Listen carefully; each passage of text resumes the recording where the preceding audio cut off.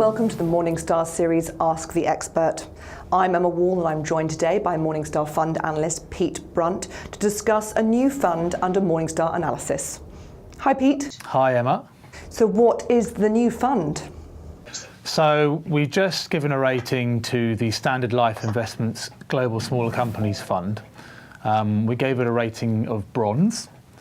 Our knowledge of Standard Life Smaller Companies investment process is pretty strong because we've covered the UK Smaller Companies Fund for quite some time.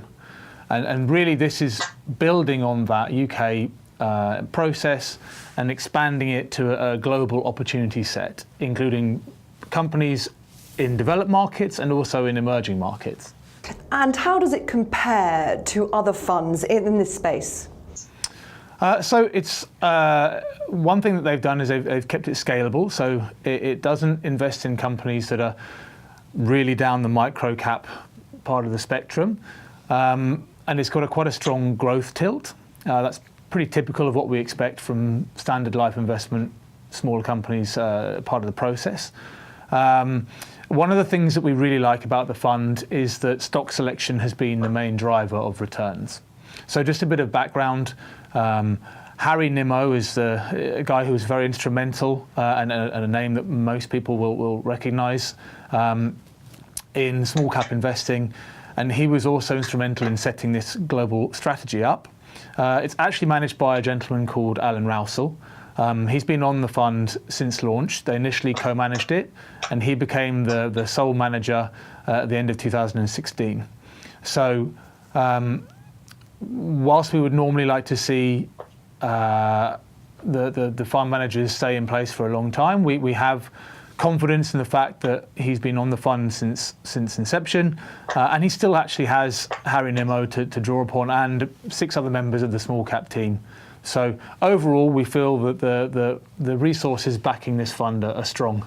Now, you talked about a couple of the P's there, the people and the process. What about the price pillar? How does that compare? So we actually find the price for this fund a little bit expensive. Its clean share class falls within the second most expensive quintile of the category when we're looking at other clean share classes. But one thing that we feel, so we actually would mark that as a negative. But overall, in the bigger picture, we feel that the fund is able to add enough, more than enough alpha to overcome that hurdle of a slightly higher fee. So, as you mentioned, it's one pillar, but in the overall picture, we feel that there's enough there to give us a positive view. And what about the parent? Because it's a company that has been in the news quite a lot over the last year. Yeah, it's a totally fair point.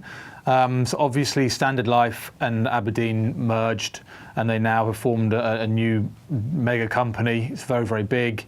Obviously there's uncertainty that comes with that.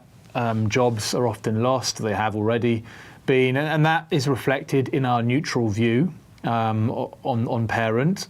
That said, this fund in particular and the smaller companies franchise is very, very strong within Standard Life Investments. So in that backdrop, in that context, we feel very confident that the franchise itself is safe, and especially within the global smaller company space. So overall, we feel pretty comfortable with that. Pete, thank you very much. You're welcome, thank you. This is Emma Wall for Morningstar. Thank you for watching.